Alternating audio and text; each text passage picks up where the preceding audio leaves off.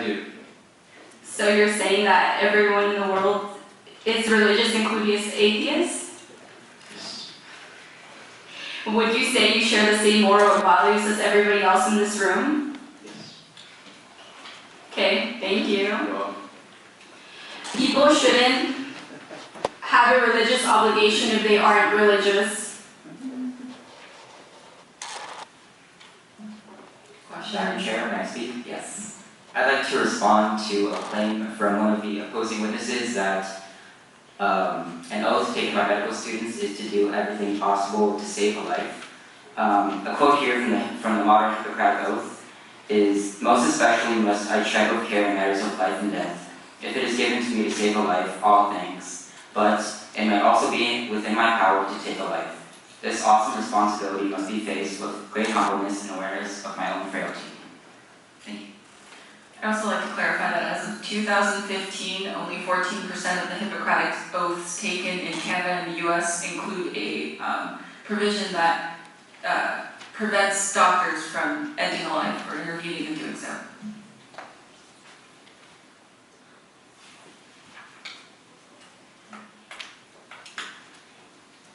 I think we have time to make statements as far as each committee member goes in stating their position.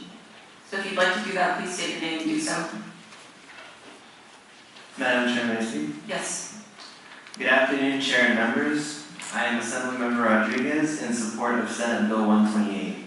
I am in support of this measure because for those who suffer from harsh medical conditions and could benefit from this end-of-life option, it would simply reduce the stress of the patient and that of their families.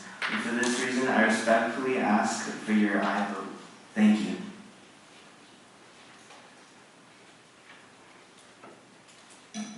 I believe Assemblymember Johnson already made a statement. Would Assemblymember Barron like to follow up with her statement? Okay. If anyone else has prepared a statement, please feel free to present that at this point. Madam Chair, may I speak? Yes. I would like to go back to Alexander's witness testimony, where he stated that his uncle, I believe, needed to make the decision to either move to a different state away from his family and friends or to live with this pain. Is that correct? That's correct. And so your uncle chose to move away from not only his friends but also his nephew, you, correct? Correct. He decided he wanted to move to receive the treatment he needed because it was not available here in California, and in doing so, he was severed from family members and others. Thank you.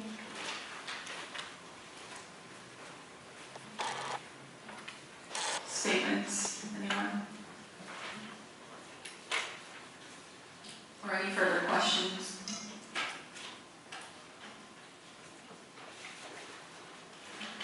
Seeing as there are no further questions or statements, Assemblymember Ortega, please come forward and make your closing remarks.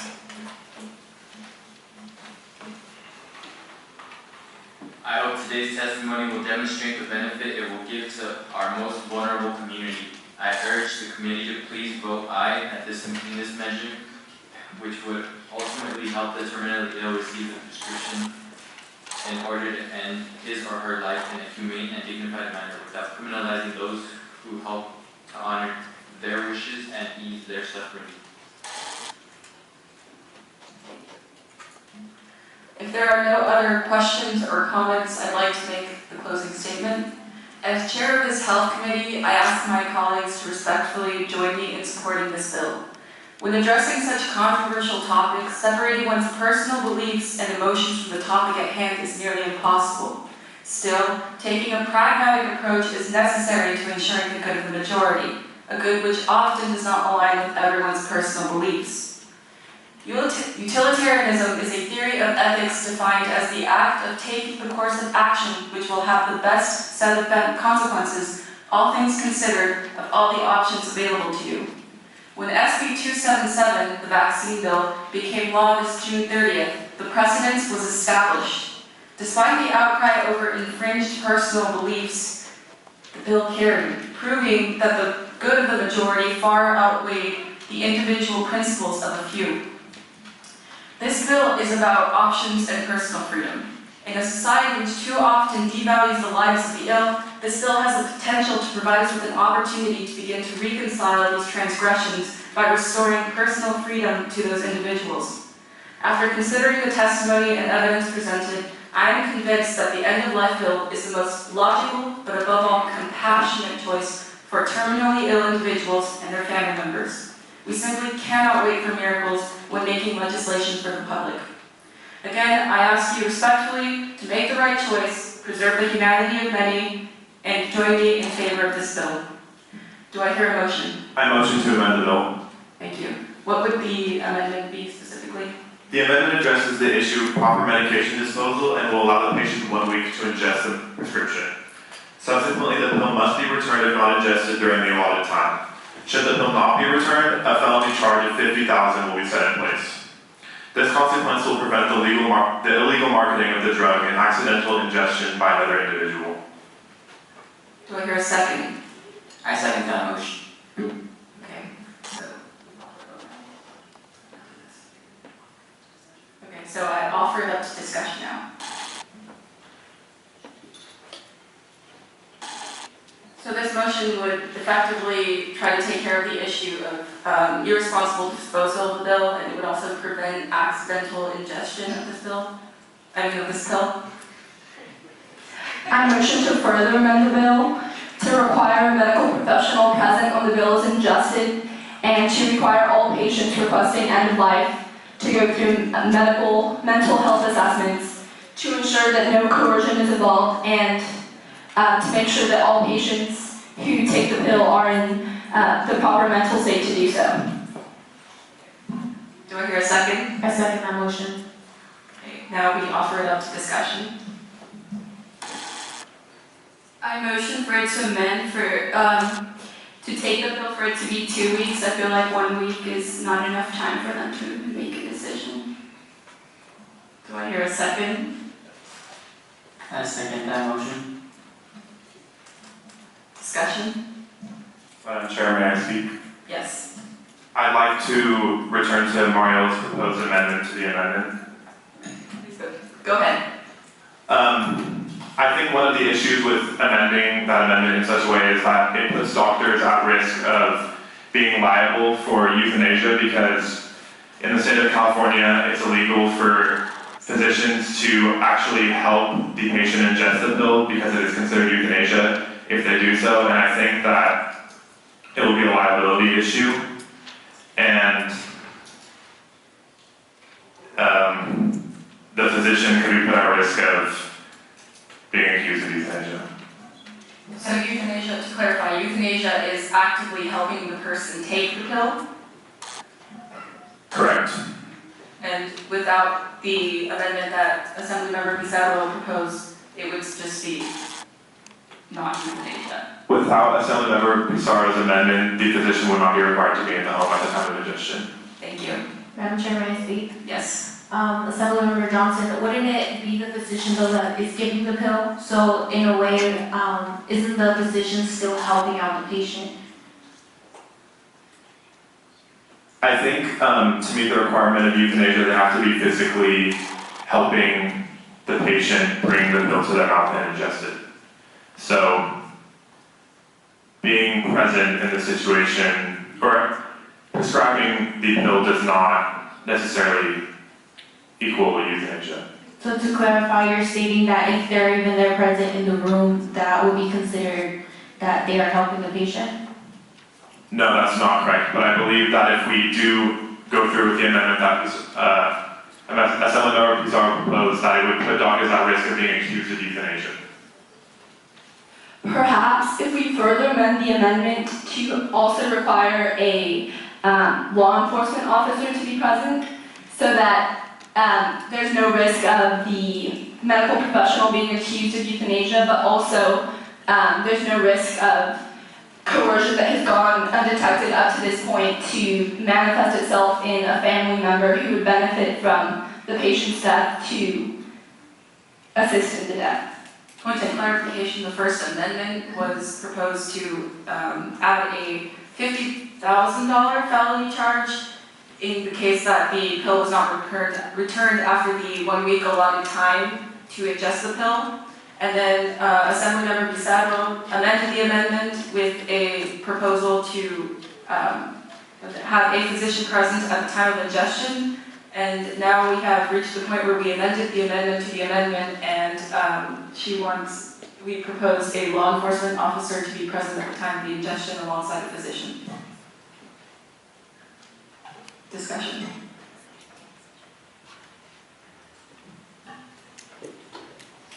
Are there any objections to the amendment that all patients requesting the pill be required to go through mental health assessments? I don't think that amendment was proposed yet, was it? Yeah. Okay, it was, okay, so it was a joint amendment. Is there any objection to the amendment to the amendment? Okay, is there any discussion on the topic of having a law enforcement officer present at the time of ingestion? I think that one of the purposes of this bill is to have the patient feel comfortable and safe in their home with beloved family and friends, and I think that having a law enforcement official in addition to a physician would kind of violate the purpose of the amendment, or of the bill. But then wouldn't you consider the fact that perhaps they might not drink the pill or something might happen to it as a corruption? I believe that's where Assemblymember Johnson's amendment would come in, because there is a set time to ingest the pill, and then there would be a felony charge on top of that should the pill not be returned. And that is in order to deter the irresponsible disposal, like black market of the pill, and also accidental ingestion and subsequent death of the pill. So would you follow up after the week if the person is still alive, or what would Yes. happen in that case? I believe the person would be responsible to return the pill, and then at that point they could once again request the pill. Thank you. You're welcome. At this point, I will call a vote on the amendment to the amendment. So that is the proposal to have a physician present at the time of ingestion. Okay, so this is just a vote on having a physician present at the time of ingestion of the pill. So, Can I give a final statement on that before we vote? yes. I think that just requiring a physician to be present at the time of ingestion wouldn't be such a liability, because it's not in any way amending the bill so that the patient isn't the one who is giving him or herself the medication. It's just a precaution to prevent coercion, as I've stated.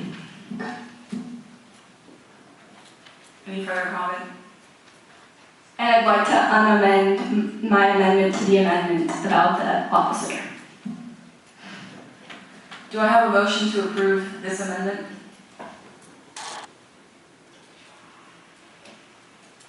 Madam Chair, may I make a motion to amend the amendment? Yes. Do I have a second? This is the amendment to the amendment, to have a physician present.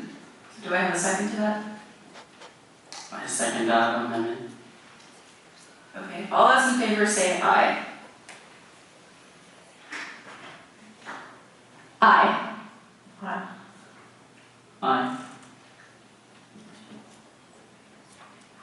All those opposed say nay. Nay. Nay. Nay. Nay.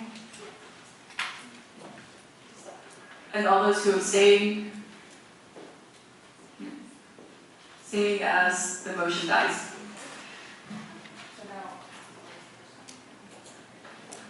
Okay, so now we're going to return to the first amendment, and that is simply to add a $50,000 felony charge should the pill not be returned.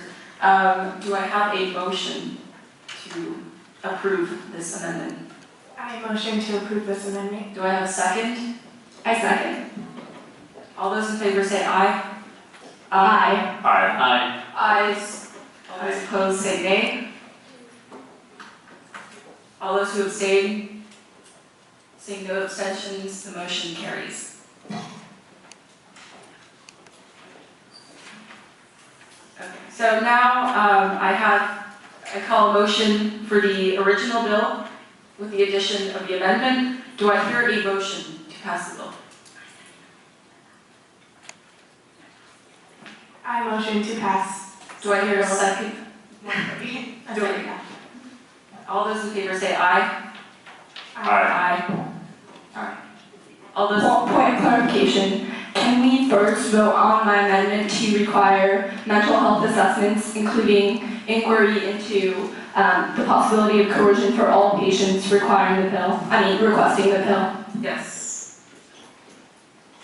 So would this be a separate amendment? And this would be separate from the physician now, correct? Okay, so this would be an amendment proposing that all individuals requesting the pill be evaluated by a specialist. Okay, a mental health specialist.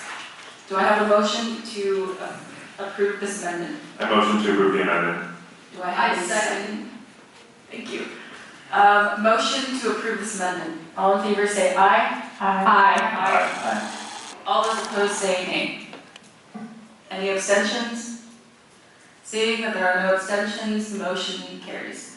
And now we have a motion for the bill, the original bill, with the two amendments, one of them with the felony charge and also the second amendment to have a professional evaluation by a mental health specialist. Do I hear a motion?